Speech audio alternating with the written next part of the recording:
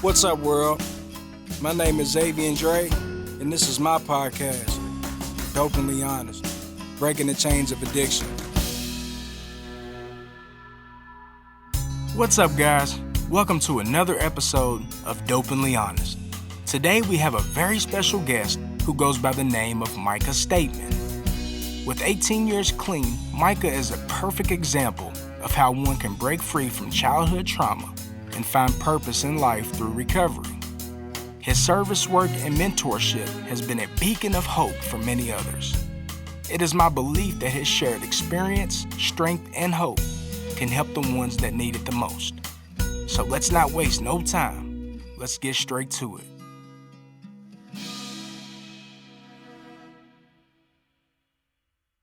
Yeah, so man, I just want to start out, man. I want to thank you for your time. We go back, and ever since I was started coming into the rooms, I remembered you coming in, and so I like to start out is to just thank God for another day clean because I just know where I used to be at. Again, my name is Zavian. I'm an addict. My sobriety date is November the 26th of 2023, and for that day, I'm truly grateful. Micah, if you want to start us off, man, just give the people your sobriety date, man, and take us back, man, to your early childhood, and we'll just speak on your life story and go from there. My name is Micah and I'm an addict. My clean date is September the 17th, 2007. And for that, I'm truly grateful. Came to the rooms when I was 15, but, before that, I had kind of a wild childhood, the same with everybody else. I had, different forms of abuse, growing up all through. So I'm adopted. My mother adopted me when I was maybe, I want to say 2 or 3 days old. My mother was a crackhead. My mother was on drugs. So she couldn't take care of me. The doctors told my mom that I wasn't gonna live for like a week. So Man, they said we don't want him to die with no mother. So we're gonna give him to you, so that when he does die, then he'll at least have a mom and this and that. I didn't have a name. They didn't even give me. They gave me a hospital name. It was Jeffrey at first. I think Jeffrey Jenkins was my name. So the doctor that was working on me, she named me, gave me to my mom, and then when I started living, like week 2, week 3, a month, 2 months, they was like, okay, he might be all right. I wasn't supposed to talk. I had to take sign language when I was younger and everything else. Then here I am, talking up a storm. You know what I'm saying? yeah, So definitely had some adversity growing up. Dad was in Vietnam. Like I said, they adopted me, so my parents are older. So going through his PTSD and all that and everything else, and my mother was a foster mother, so I was adopted, but there were a lot of kids in and out of the house. I want to say I think I've had when somebody come and lives with me, in my mind you're my brother and you're my sister, because that's right. all I know. All I know is in and out. So once you sleep in the same house as me, you're now my brother and my sister. So I think in my mind I've had like 30 brothers and sisters in and out of my life. So early on I kind of I developed a sense of like of abandonment. Because you come and live with me for 6 months, then you leave. When you're a child, 6 months is a long time. 3 months is a long time. So, just early on, I grew up fighting. I saw a lot of, bad things in my home. And so I took that, outward, trying to get approval from my father and everything else. I grew up because I felt like the only way I could really get the recognition that I wanted from my father was to do what he was doing. So he was violent, so I was violent. So that's all I knew. I grew up fighting. That's how I handle situations. That's how I approach things and everything else. And along with other abuse that I went through as a child up until I was old enough to say no, you know what I'm saying? All of that kind of just led me down just this dark kind of path, before I was even getting high. It was up until I think I was about 12, 13 when I got introduced, to weed. And then from then on, it was like I found home almost. I felt like I finally found something that could quiet all the noise. It felt like an answer to my problem. It felt like, same way people have God, people are like, as long as I have God in my life, I'll be okay. That's how I felt with drugs. As long as I got drugs, I'm good. No matter what happens, I'm good. And, it was, kicked out of school, trouble. Once I got high, trouble followed. I went to rehab 3 times. I've been to detention centers when I was younger. I've been to, to different mental institutions. My whole life is just a continuation of mental health, therapy, isolation, jails and institutions, you know what I'm saying? And some of this is before I was even getting high. So I knew pretty early on that I had a problem. And I'm like, all right, at some point, this is gonna have to stop. You know what I mean? And it was just a really rough ride, early on. For me there was never a time when I was getting high for recognition. There was never a time when I would get high for fun. It was always medication. It was always to Coping. stop. Yeah, yeah, yeah, Yeah. coping. Yeah, for sure, for sure. To just stop the noise. You know what I mean? I can go on and on, you know what I mean, about Yeah. everything else, you know what I'm saying? So it was pretty rough. Yeah. So, hey, Micah, just real quick, man, you got a unique story, bro. Like, cause being in the rooms, we hear like people coming into the rooms at, maybe 25, 26. I think it's a beautiful thing, bro, that you got clean at 15 years old. That was one thing that always stood out to me when I would hear you share. And it just put me in the mind of, man, what could this young man have been going through, bro, to be using that early? Now I've heard different people share that, they was using that early, but never that they actually got into a program of recovery at 15 years old. So I want to commend you on that, man. And then how old are you now? I'm 34. 34. 34. So that's I damn, how have many years is that? I wanna say 18 going on 18 19, I years think. clean, Yeah, bro. yeah, Man, God yeah, is real, yeah, dude. for real, for real. Um, that was just one thing that always stuck out to me. I'm like, how in the hell did he get clean at 15 years old, bro? Just to switch up real quick, man, I want to ask you a question. I asked all my guests, and we can just kind of go off of this question. What is addiction to you? From your personal experience, what is addiction? So addiction is the lack of control regardless of the outcome, right? Regardless of what the trouble may be, what the consequence may be, regardless of anything. To me, addiction is complete blindness to any kind of to anything after getting one more, right? Just knowing that, all right, once I put one in, because there was times where it didn't matter where I was getting high. It didn't matter what consequences I was currently facing, what consequences I knew I was gonna face. It didn't matter if I just got out of a group home. It didn't matter if I just got to rehab. It didn't matter if I was at school, in the kitchen, at church. It didn't matter where I was at. If I wanted to get high, I had no control over it. You see what Yeah, I'm saying? To me, I always say like I can go gamble, right? I have no problem gambling. I yeah, lose money and I get sick. I want to throw up. yeah. I start going through it. I don't understand. In my mind, I don't get it. You see what I'm saying? When I eat, I'm done. Right? Some people eat and eat and eat. I'm done. But when it comes to getting high, couldn't stop. No control. There's no control. Unless something else stopped me, which was what, when I got introduced to the rooms and my higher power and everything else, Right. So, to me that's what that means, just complete no control regardless of the outcome. So we're two of this some of the select few that actually have been through that and noticed that we needed to change and put forth the effort to do it. There's just a lot of people that's out there right now that's still in the grips, incomplete addiction, and they don't have no control to stop, bro. It's just a blessing that we on this side, man. We able to come in and share the message. As I've said before, it would be a shame for us to get clean and not try to give back what was freely given to us. Cause I remember when I first came in, just the love and the compassion, that I felt, bro, was like nothing I had ever felt before, dude. Cause we out there and we getting high and we doing this, we doing that, we ripping and we're running. And we get these so-called friends, but they're only, associates is what they are. Can you help me get this? Or can you help me get this? Or it's nothing genuine. There's no genuine relationship, man. And when we come in, because these people have been where we been. So when we come in and we share about honest about where we're at, That's where it says talking about the therapeutic value of one addict helping another is without parallel.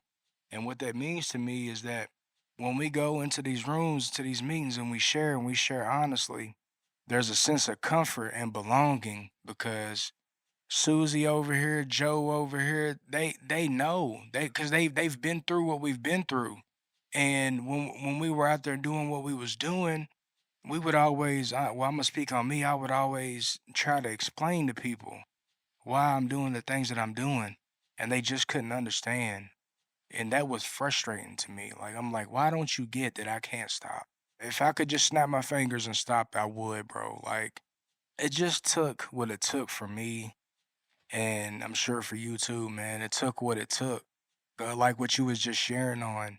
It took many jail visits, many rehab visits.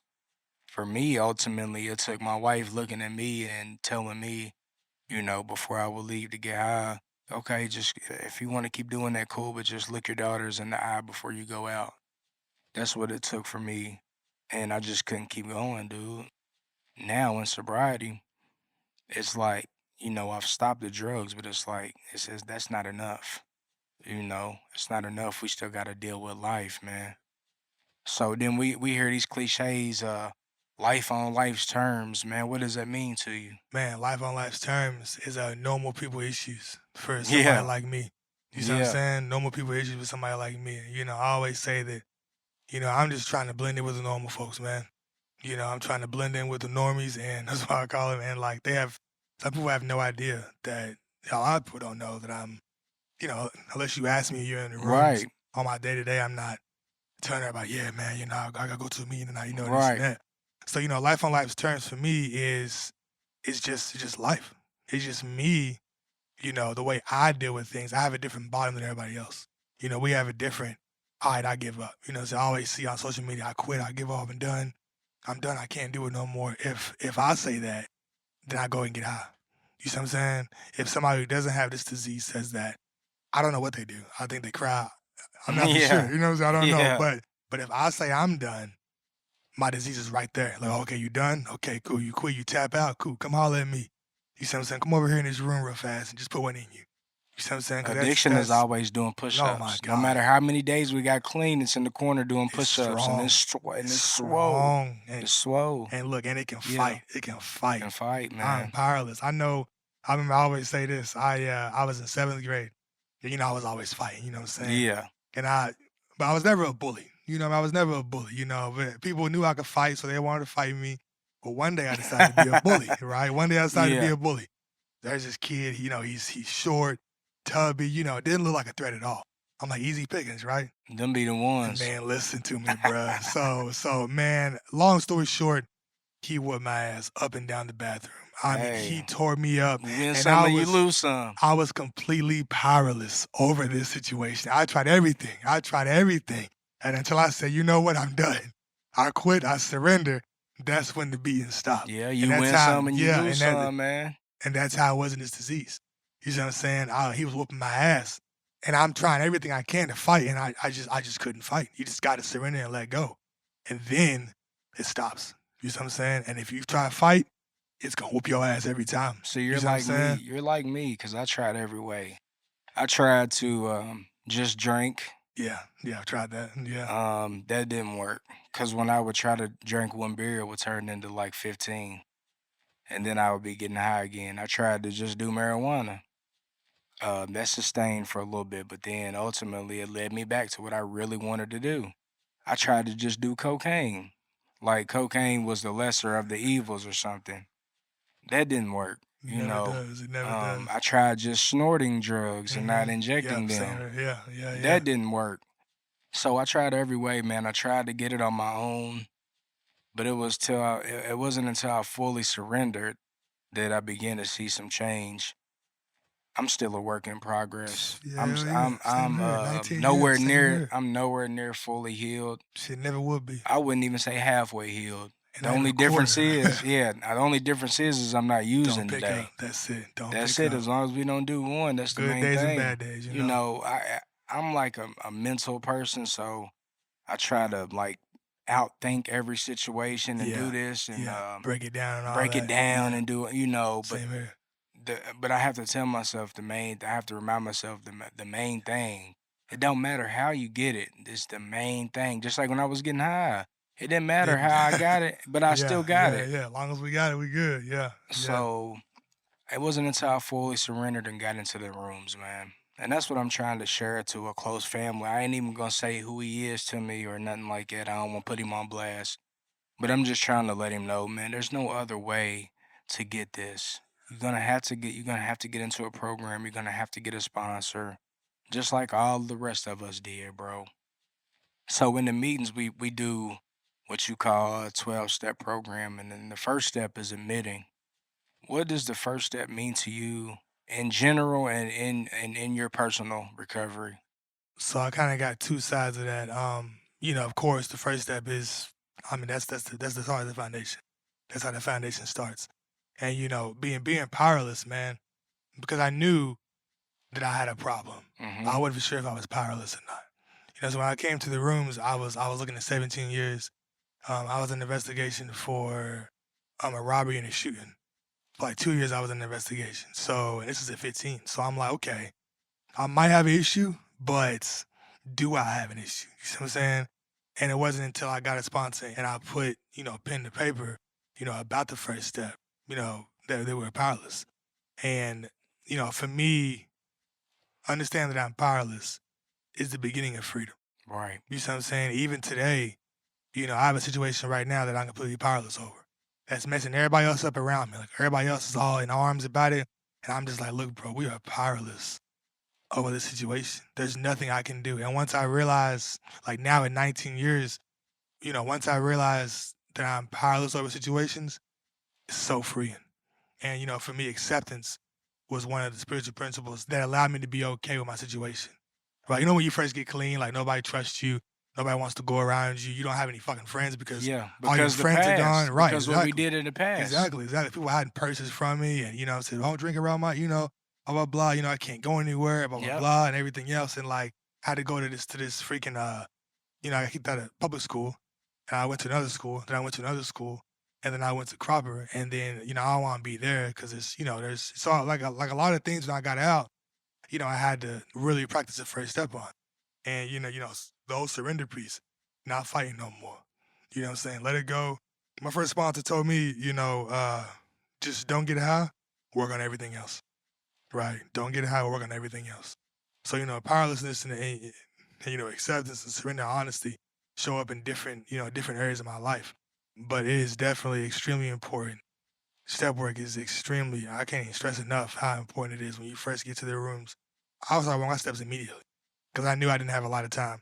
I know what kind of addict I am. I know what kind of person I am. I know that if I get too much time, if I get too much separation from my issues, I'm gonna be like, okay, it's over. I can get back out there. You know what I'm saying? So Yeah, that you first had to step is confront it powerful. head on. Yeah, for sure, for sure, for sure. For sure. That's what I suggest everybody do. You know what I'm saying? Jump into it Yeah, quick. the longer we run, bro. I ran for so long. Like we was just saying, I tried so many different things and I ran from so long for so long. People get high for different reasons, but I feel like personally the main reason is it's a coping mechanism and it's the mask of, we're trying to cover up something or something that there's some type of hole, some type of void that we're trying to fill. And honestly, the drugs and at that point in time when we're using it numbs. It does numb. Yeah, it does. It It does does. It numb your does. feelings, but that's not the way to do it, man, because until we can confront those demons of what we have, even if we're not getting high, it's still gonna eat away at us. So that's the importance of step work. And step four, which I'm on right now, and I keep on putting it off, and I need to go Go ahead ahead and and just buckle do down it, and do bro. it. Yeah. Yeah. Scary Um, step. yeah, so once we confront head on, like what you just said, the better chance that we have not only to stop using drugs, but to truly live. Because you can be clean and not sober. Well, you can be clean, but that's all you can say is I'm not using drugs. But what else? Are you working on your relationships? Are you working on the way how you handle situations, your response to different situations? There's a lot of different avenues and things that we have to do after we stop the use of drugs, man. For me, the most important thing was what I was just saying. It was that first step in admitting.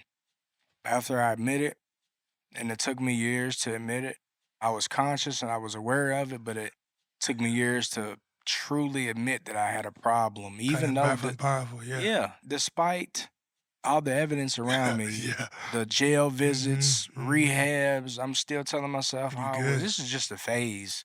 I'm young and people go Yeah, through this. exactly. People shoot heroin at 20. Exactly. You know, Yeah, it's people crazy, do. People yeah. smoke crack at Yeah, 20 yeah, and yeah, yeah, 21. yeah. This is normal. This Snort is pills, do coke, you know what I'm right. saying? Mix it Yeah. all up. It's normal, at 13 it's normal, you know what I'm saying? Yeah. And it's just a complete insanity, It's just man. powerful, man. It's one of the things where like you just and like me, like sometimes I have to check myself because this shit is hard to get. You know what It I'm saying? I don't is. want to sit here and say it's easy. Like getting clean at 15 was rough.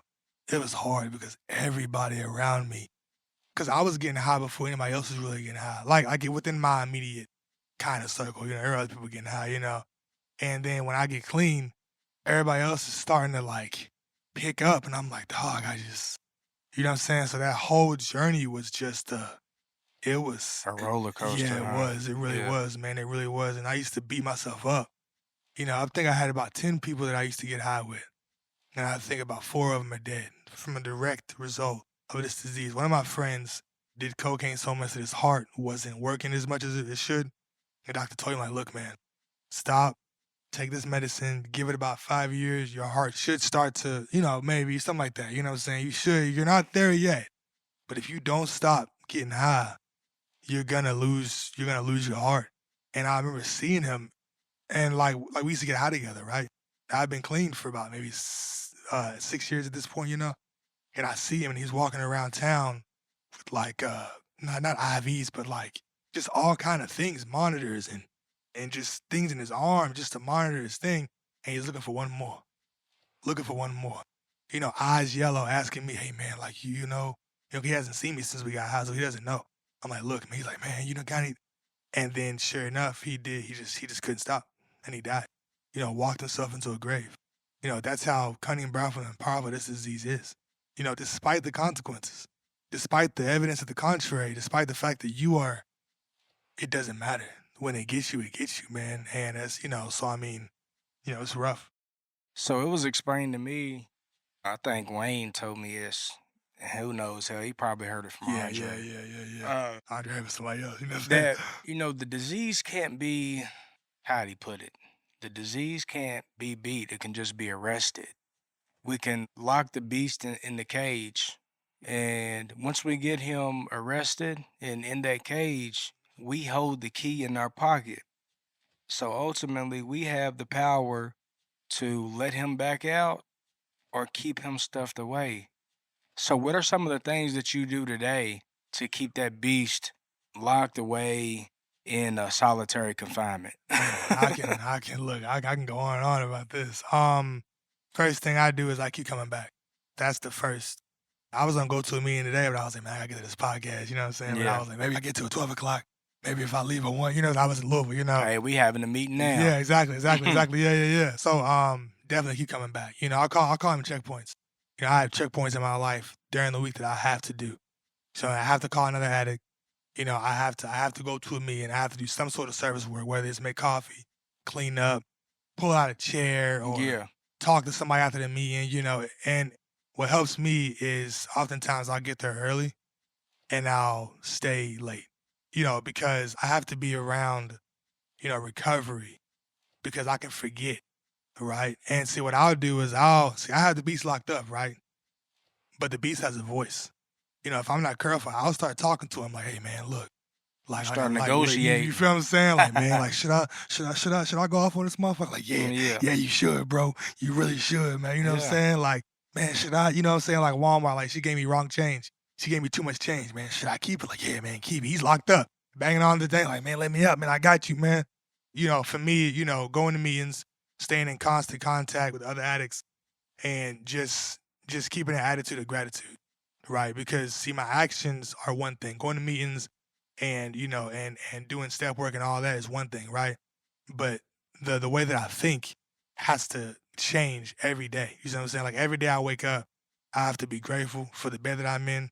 I always say I have a home, Yeah. small little home, and right now it's hot outside. My house is cold, Yeah. crispy. You see what I'm Yeah. saying? When it was all winter, it was cold.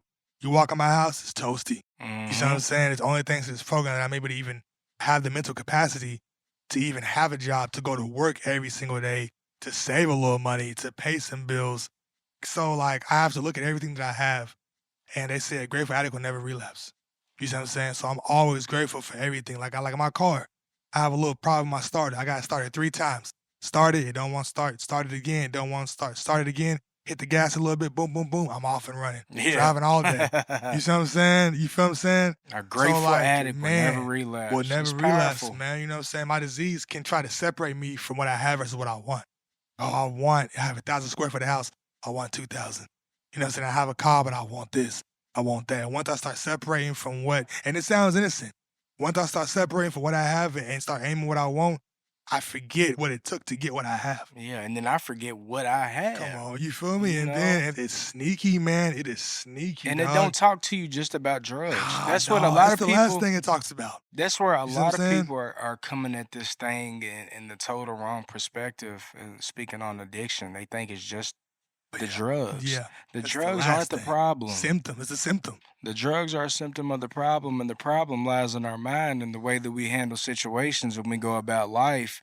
Totally opposite than what the normal person goes about life and how they handle situations. The normal person, may lose their job and they're not gonna go get Exactly, high. They're not exactly, gonna go shoot exactly. heroin. Shoot cocaine in the They're bathroom, like, gonna get into the solution of the problem. yeah, Okay, get on Indeed, yeah, exactly, ASAP, get another exactly, job. It's exactly. not the end of the world, and I Nah, think to us, a anything lot is the of end of the world. yes, everything, yeah, everything is the end, dog. It's all the yeah. end, Have an bro. argument. Oh man, I'm about Oh, to get it's a over divorce with. Yeah, probably. uh-huh. Just thinking, Yeah, just like I said, a lot of people are coming at this thing in a simplistic way of looking at it, man. It's way more complex, man. And it's like yeah, the problem lies in me. yeah, yeah. And the beautiful thing is the program is simple.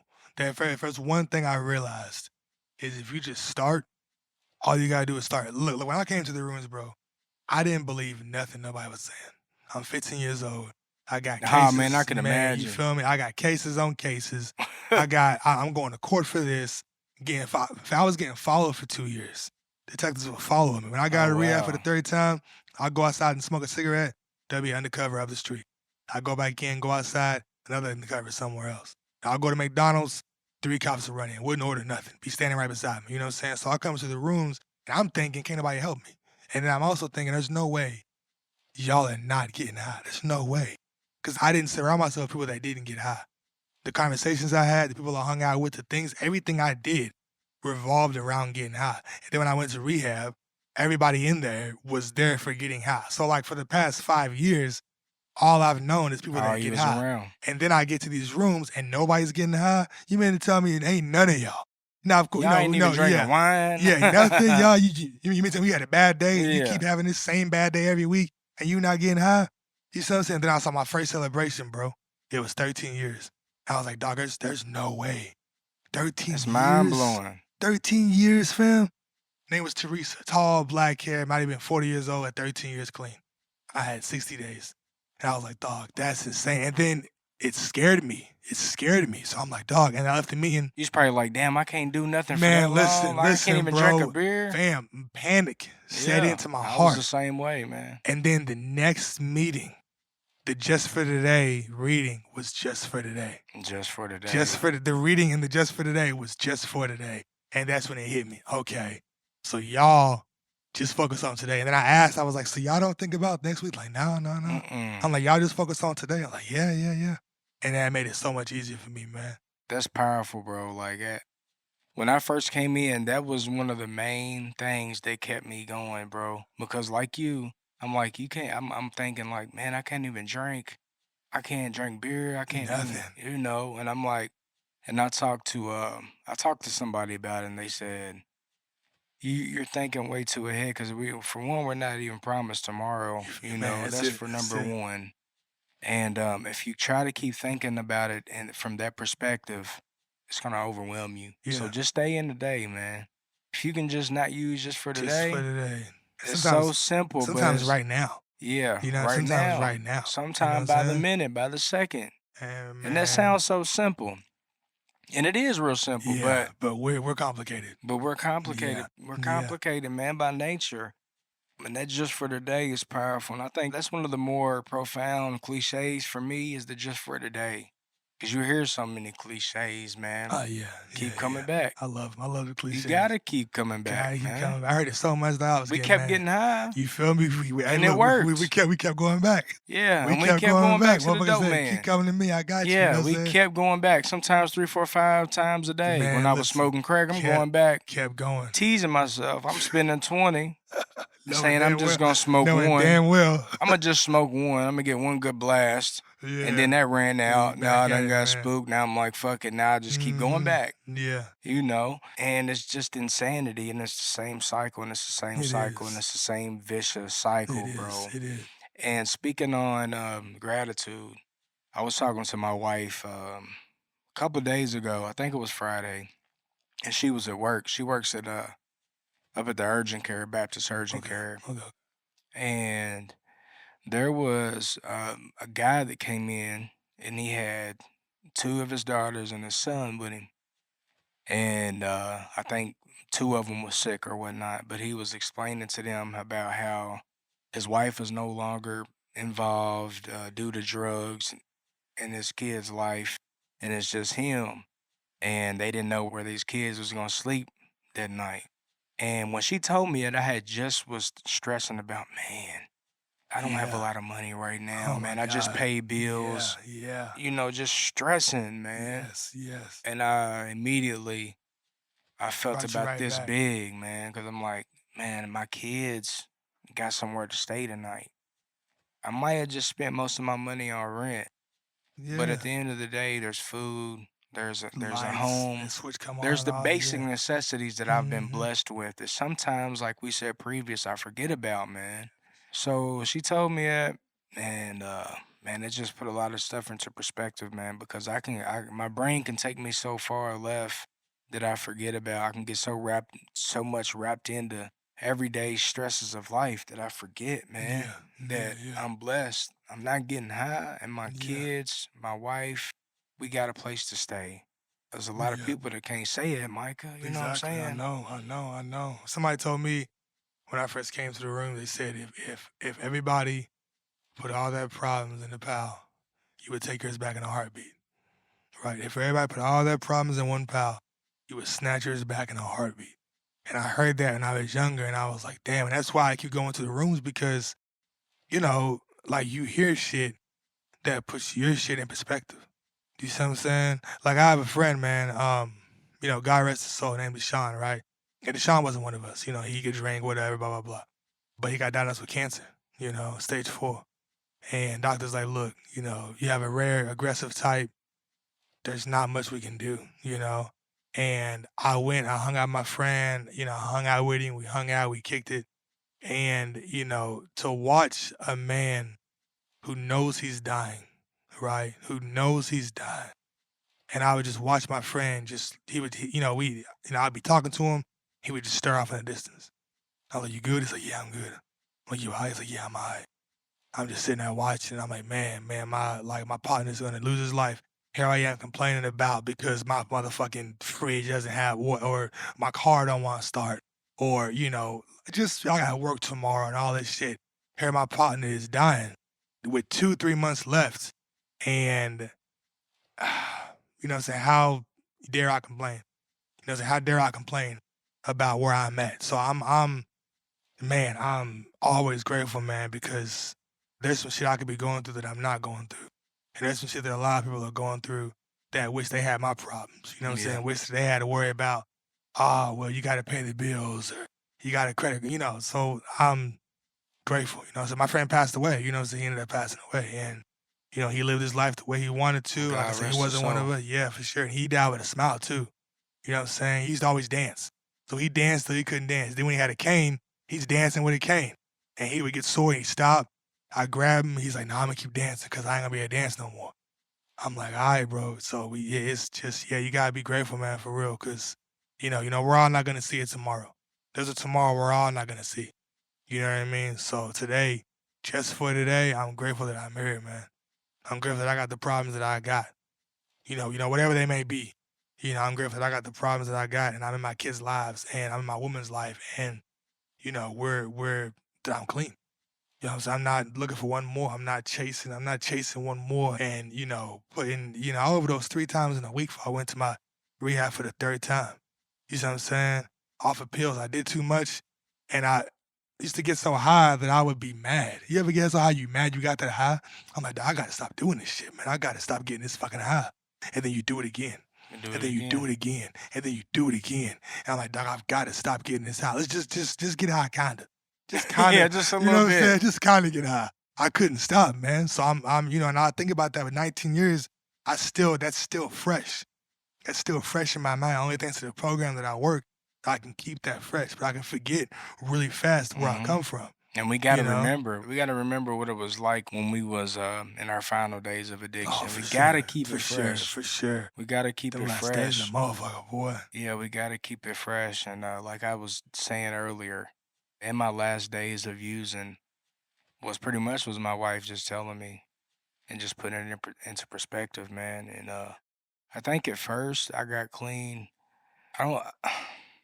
I got clean for me. I did because I got tired. I was tired. I remember, I My remember, I family had a remember, lot yeah. to do with it too. They Yeah, had a same lot to here, do yeah, with it same too. here, yeah. Cause I was, I would get clean. I would get 3 months, 2 months, 3 months, and then I would go back I out. remember, I remember. 2 months, then I would go back out. The Yeah. last time I went back out, Whitney and Cody brought me over their house, and just something as simple as, "Hey, man, it's okay. Just come over to the house and chill, man."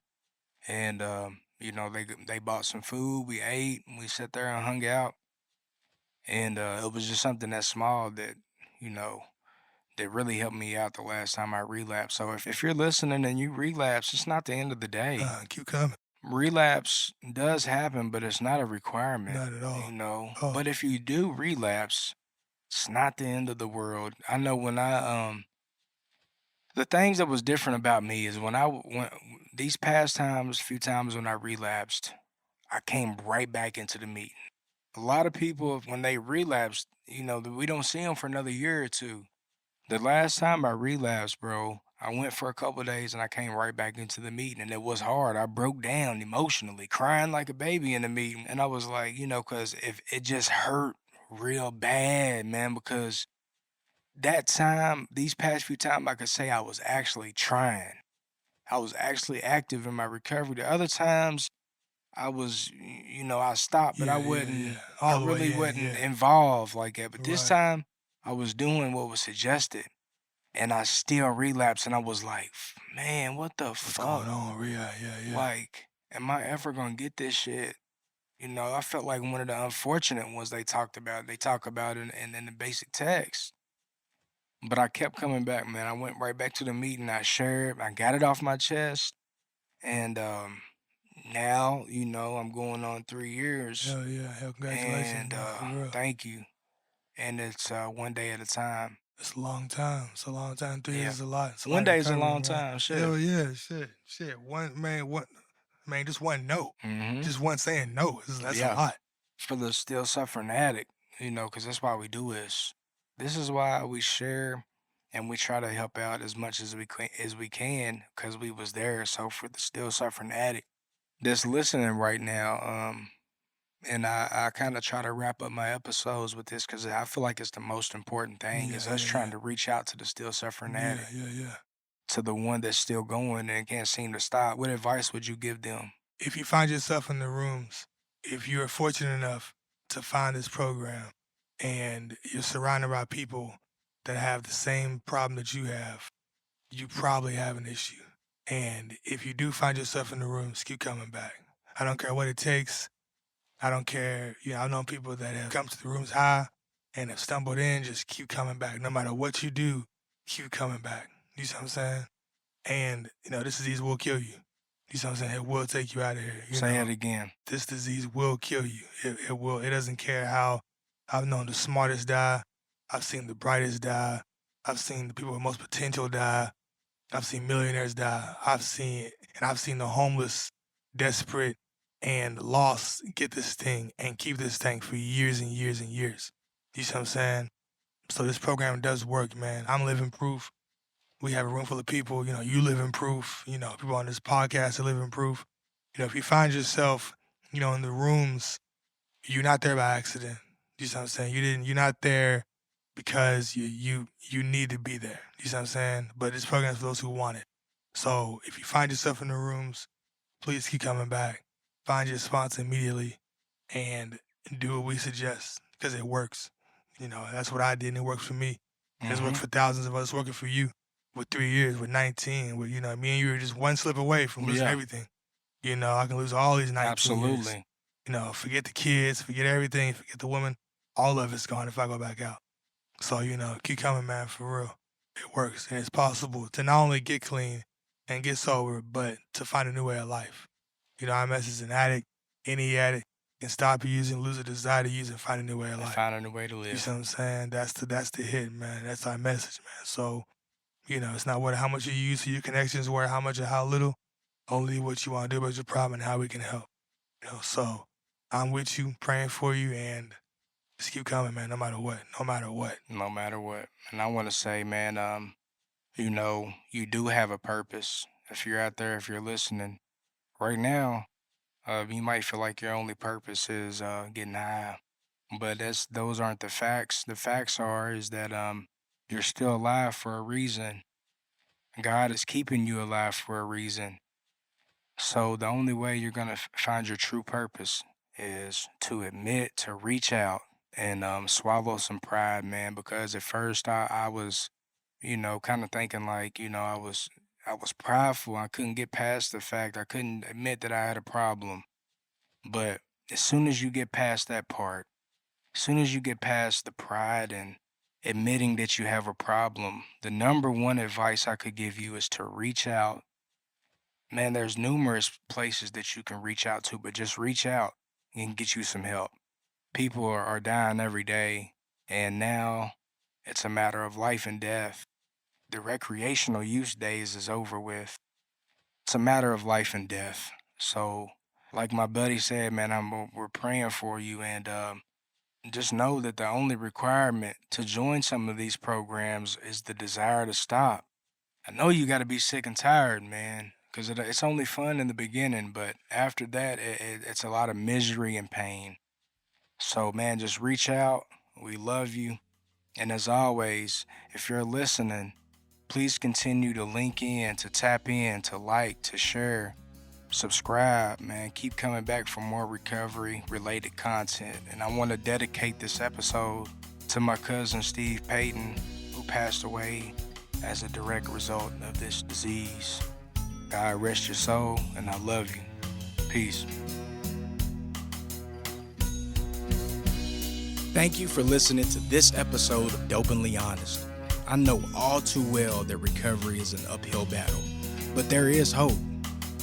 For resources, find your local NA, AA, or CR meeting. I can't stress enough how crucial meetings are to my personal recovery. If you enjoyed this content, please like, share, and meet us back right here for more episodes of Dopenly Honest. And remember, you are not alone. One day at a time, we do recover.